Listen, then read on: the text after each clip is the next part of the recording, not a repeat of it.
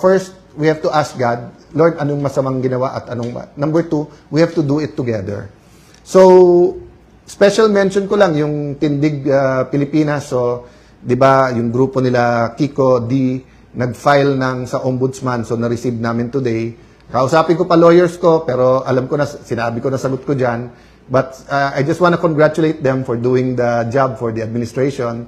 Alam ko naman na nung ginawa ko to, sunod-sunod na mga kaso ang pupunta sa amin. Sanay na kami dyan, di ba? Sinabihan yung mga senador, pag hindi kayo malis, kakasuhan, pagka hindi kayo... Basta, so, ang point ko lang, just remember who you are, Kiko. Di ba? Kiko D. Aquino ka, hindi ka Kiko D. Marcos. Di ba? So, don't get instructions from the administration. In fact, kung nag-volunteer kayo, then you're even doing them a favor. I know, meron kayong issue kay Senator Bato, so file the cases. File the cases. Di ba? Mismong DILG nagsabi, nung nasa Senado yung si Senator Bato, walang warrant silang alam. Di ba? So, paano naging obstruction of justice? But I'll end there because I want to just spend a little bit of time to remind you what my dad stood for, no? So maraming nagpo-post at nagpapasalamat naman ako sa lahat. And my dad was a fighter. He believed in education. Madalas niya sabihin sa amin na, Alan, Renren, Lino, Pia, I can leave you, sa house, sa money, pero mauubos yan. Pero the education, pag sineryoso nyo, walang makakaagaw sa inyo yan. Then, my mom's a teacher. My dad was a disciplinarian. So there's so many things I can tell you about my dad, and salamat sa mga nakaalala sa kanya. But the most important thing is nung nagkasakit siya, he had an encounter, no? And he saw a light. Ang tawag nung iba doon, Damascus experience. Kasi he kept on crying and then he kept on saying, why me? So akala namin, kasi ako yung nasa labas noon, din mami ko nasa kwarto, so I ran to see them. Actually, I woke up para ako nahagis from the couch to the floor. We were in the US noon, nagpapagamot siya. And then, he was crying, why me, why me? So sabi ko, why me? Kasi nga, medyo, hindi pa niya alam na cancer sa tiyan yun. Akala pa namin liver. Pero, masakit parati, may pain parati. Pero nung sinabi niyang why me, sabi niya, alam niya yung ilaw na yun, na-feel niya na si God yun. At why me? Kasi parang sino siya para sabihin sa kanya ng Diyos na buhay siya, na I am a living God. Di ba? Yun yung interpretation ko. So, hindi yun yung exact words. So, after that, alam nyo, may message on Dad. Ang message niya, number 1, make God number 1 in your life. And number 2, spend a little bit of time every day with God. So, sa dami ng pwede ko sabihin about my dad, I know if he was here, ang dami niyang gustong sabihin, pero ang ulit-ulitin niya yon na mga kababayan, mga kapatid, make God number 1 in our life. And then number 2, always spend time with God. So I have a week naman at hindi rin ako nakapag-post nung Father's Day. Medyo parang 10 years ako hindi migraine, but nagkamali ako. I drank grapefruit, citrus yon, so nag-migraine ako nung Sunday. But I can spend naman the next few days telling you also something about Father's Day, about my dad. But what I want to say about Father's Day and about my dad is that hindi tayo pwedeng fatherless. And in attending nga the Go Convention ng Victory Church, yung unang speaker doon, hindi ako naka-attend pero pinaalala sa akin ng isang very close sa akin, Bishop June. I have the transcript. Meron siyang article, Fatherless No More. I hope many people can read that. I'll see if it's available, no. But basically, sinasabi niya yung tao na feeling niya fatherless siya. And there's so many of that experience kasi madaming single parents na.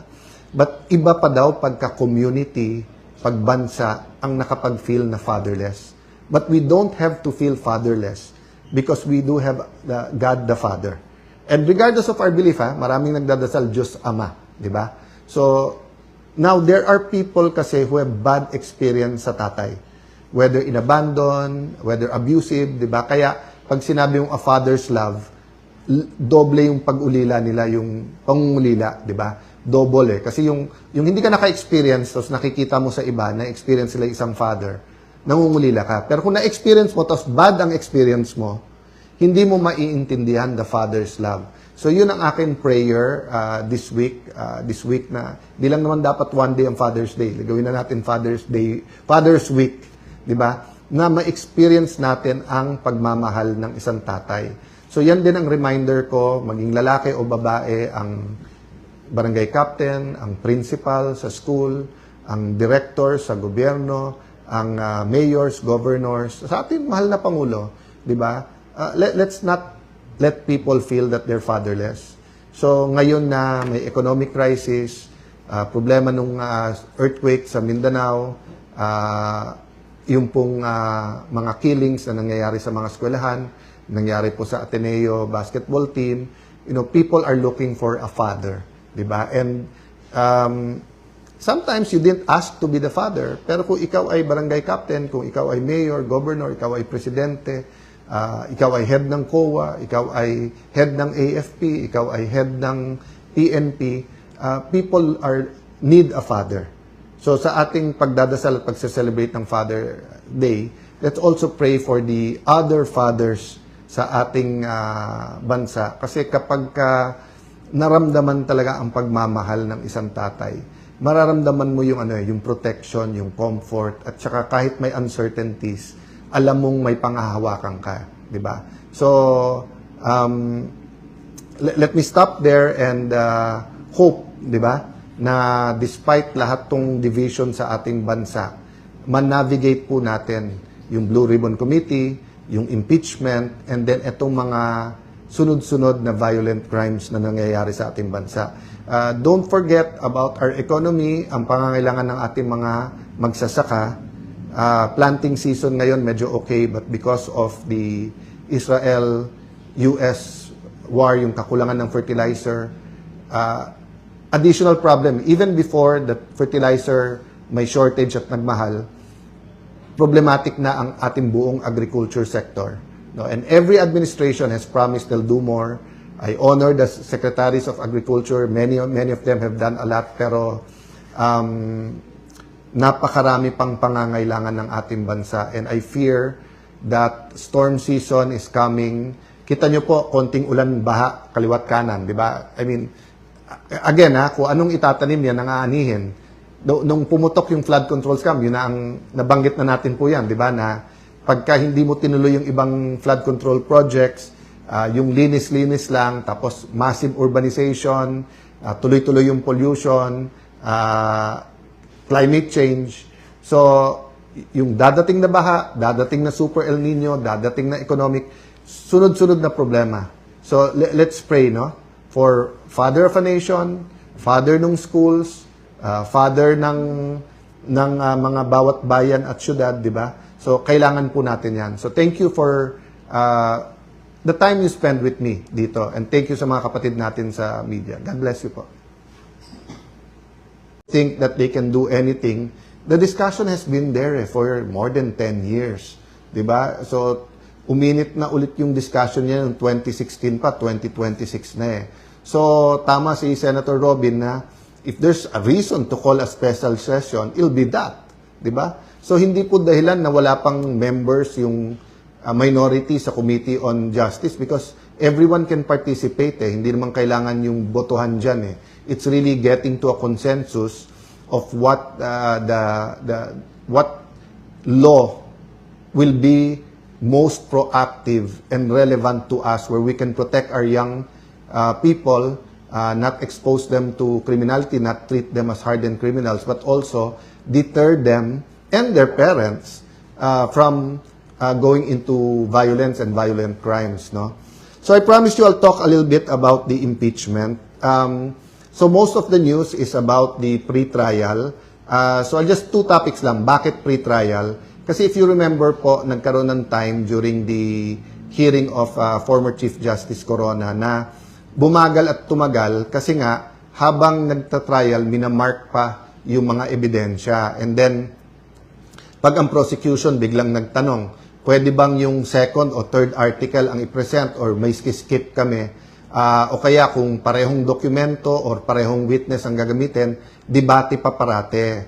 So, I really have to thank Secjan Joel, Senate Secretary Joel Montales, and the professional Senate staff, and yung mga researchers ng iba't ibang mga opisina ng mga senador, who all agreed na kailangan talaga yan. So, although some might think na may ups and downs yan everyday, mas mabuti na yan kaso sa everyday sa trial magka-problema.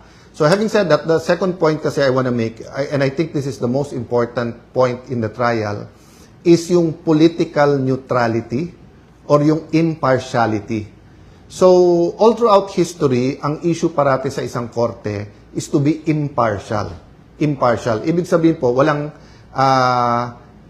kinikilingan, di ba? Hindi pwedeng umpisa pa lang A versus B, kampi ako kay B.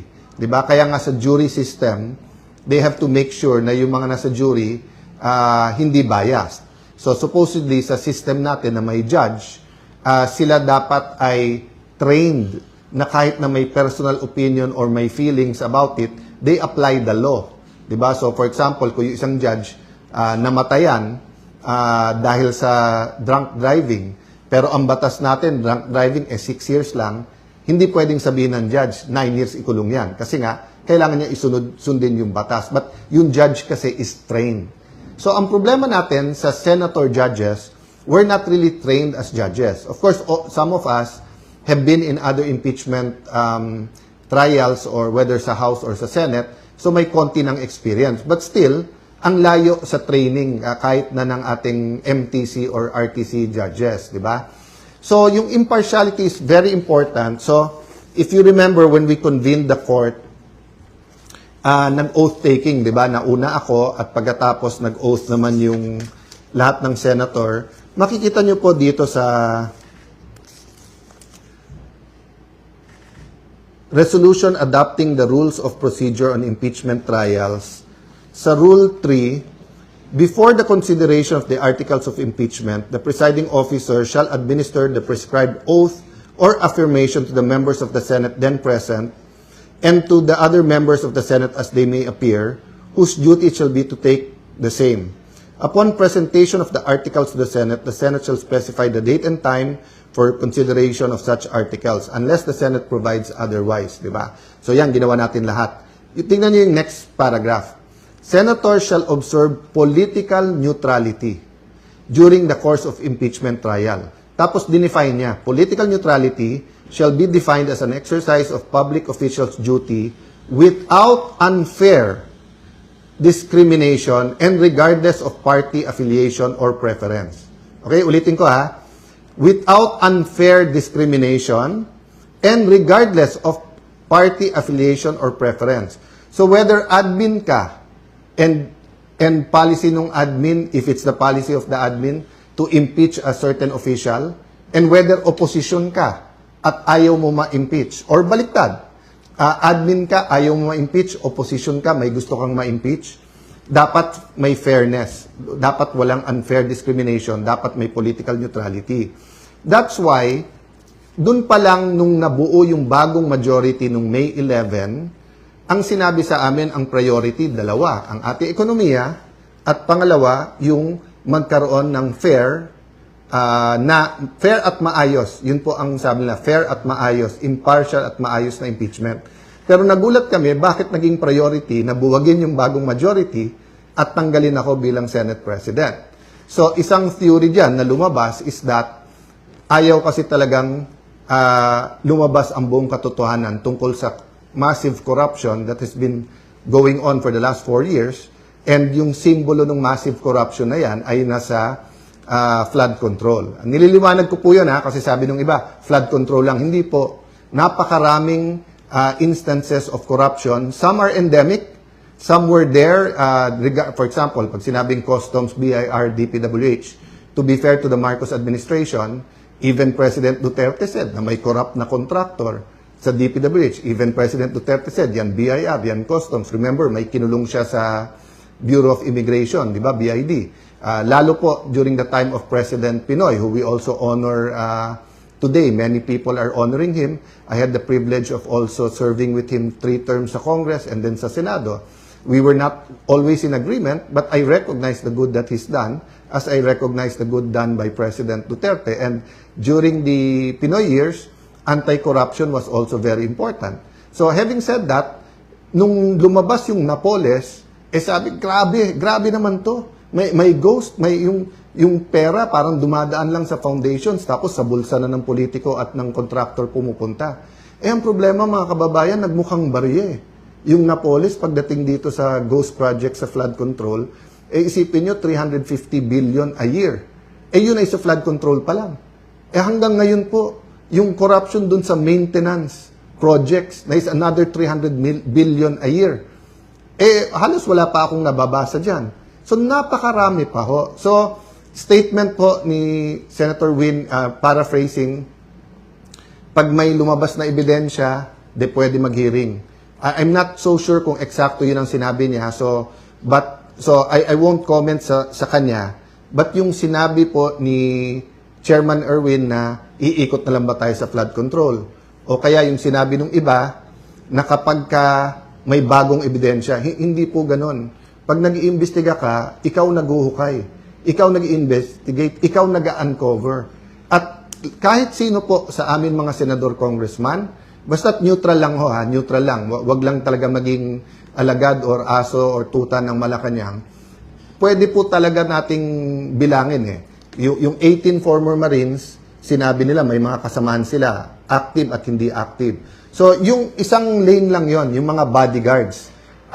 May magandang point yung sinabi sa akin ng isang public official din. Sabi niya, Sen, bakit ba ang daming debate kung may katotohanan o wala? So, hindi pa niya sinasabi kung totoo o hindi yung testimony ng 18 Marines. Sinasabi niya lang, but may debate pa kung yung mga former bodyguards or former Marines ay pwedeng mag-deliver o hindi. Si Zaldico na mismo nagsabi na marami siyang pinadeliveran.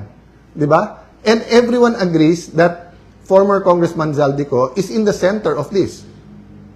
So, hindi ko pa sinasabi na conclusive siya, mastermind or kumbaga sa gera, siya ang isa sa pinakamalaking general. But we all agree, whether we believe what he said or hindi, that he's in the center of that. At siya na nagsasabi nga na yung mga nilikom niya ay hindi para sa sarili niya at may mga diniliberan siya. Imposible naman mag-isa siya nag-deliver. So, going back to my point, that's one area to follow. Okay, number 2, dami pang public officials. Ang dami na banggit. So, dun sa inyo na nagtataka bakit ako inaaraw-araw ni Senator Lacson, di ba nasabi ko na kasi nabuko sila eh. So, kasi kung susundan nyo, hukayin nyo yung ibang mga video at mga statement ni Senator Lacson, dumating ang point, siya na yung sumasagot eh. Siya na nag-i-interpret ko ano sinabi ng mga witness. Siya na nagsasabing, etong witness na to, okay, eto hindi. Eto credible, eto hindi. Kinausap daw niya si Yusek Bernardo. Nag-deliver daw, pero hindi sa Malacanang o hindi sa mga taga-Malacanang. Kung hindi, or hindi sa First Family, pero dito dineliver sa mga opisyal na to. And then, ayaw niya patawag yung mga opisyal na yan. So, kahit na po yung mga investigador sa PNP na 6 months pa lang nag-training, nag-uumpisa na, may simple yan na kung paano mo susundan yung ebidensya. Diba? So, napakaraming leads. So, ang question lang, gagawin natin ba to o hindi? O, bakit ko to inuugnay sa impartial hearing?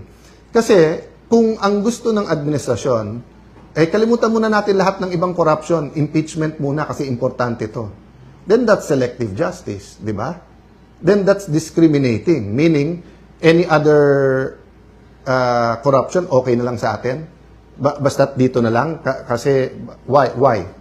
So, I mean, I won't go into the reasons. Obvious naman, di ba? So, we have the rest of this week. We have next week. Why not call a Blue Ribbon hearing? Why not ask both the administration and the opposition sinong gusto niyong witnesses? Nung araw, ganun eh. Naging chairman ako ng Blue Ribbon Committee. Kahit sinong member na magsabing, sir, can we call ganyan? Kasi when you call a witness, so for example, kung 10 kami mag-attend, ako gusto ko magtanong sa 18 Marines. Di, oras ko yun eh. Di ako magtatanong doon. Ngayon, may nasabi silang hindi sang-ayon. O di, magtanong sila. Kaya nagtataka nga ako kay Senator Erwin, ba't nagko-comment pa about the 18? Sabi niya, mag-inhibit siya. At si Senator Pangilinan na dapat ang mag-hearing dyan. Kasi kung ang sasabihin po natin ay, sige, we're getting organized. Okay, pero kung sasabihin nyo, oy, tapusin natin impeachment, wala mo ng Blue Ribbon hearing. Sandali lang. Napakalaki, mas malaki yung pinag-uusapan nating amounts eh. Di ba? Parang bundok versus... So, yung pag-usapan sa impeachment, hindi ko mamaliitin yon. Pero kung ano man ang pag-uusapan natin sa corruption compared sa impeachment, it is at the very least as important. But in terms of volume of the money lost, napakalayo. Di ba? So ang point ko po, kailangan nakakapag-multitask tayo. Di ba? Kaya nga dinidistract eh. Kaya nga inaaraw-araw ko ni Senator Lacson, sasabihin niya, move on, tapos siya din ang hihirit. Ang daming, i-explain ko yon yung sinasabi niyang hindi statesman. Ang i-explain ni Senator Lacson ito. Kasi ako, 2007, naging chairman ako ng Blue Ribbon Committee. Before that, 3 terms akong congressman. So, although nung congressman ako, nababantayan ko lang yung Blue Ribbon Committee, pero hindi naman ako nakakapag-participate. But from 2007 until recently, nababantayan ko at active ako dyan. Halos lahat ng naging chairman dyan, sinusundan ng ebidensya. Halos lahat ng naging chairman dyan sa Blue Ribbon Committee. May reklamo ka man, hindi nila sasabihin committee de absuelto or iwa-whitewash, di ba? Pero during the time of Senator Lacson, kaisa-isa siyang chairman na obvious dinidetermine ang direction ng committee. Siya na nagtuturo kung sinong guilty o hindi. Pati papunta sa DOJ, papunta sa ombudsman, di ba? Parang nagpapasahan. So, very, very clear yon, di ba? So, kung gusto niyo ng pampaputi, punta kayo kay Senator Lacson kasi magaling mag-whitewash. Baka may may pampaputi, di ba? So, yun ang kino-compare niya ako sa lahat ng naging Senate President. Sige, compare din kita. 'Di ba? Kay Senator Gordon, ang comment lang naman doon dati mag-chance din magsalita yung iba. Once si Senator Trillanes parang sinasabi, pero Senator Gordon was always open. Anyone can ask questions. Pag sinabi mo invite to, i-invite. Yung ibang naging chairman, Senator TG, maraming nagalit sa kanyang senador. Marami. Kasi nga yung Napoles, maraming tinamaan. Actually, some thought nga he was too open kasi minsan hindi pa na-verify na pag-usapan. But walang whitewash. Baliktad, ang tingin ng iba, too open nga. Wala naman reklamo nung ako ang naging chairman ng Blue Ribbon. So, napakaraming iba, sundan nyo. Wala doon. Kaya hindi yung partial report, ngayon pinupuri niya ang ibang kasama natin. Pero nung una, pinupush niya na pirmahan yung report. Nakalimutan na rin yun. I won't comment there, but I just want to say is, number one, it's too important for our country to be able to find a permanent solution, a permanent system, a real culture against corruption.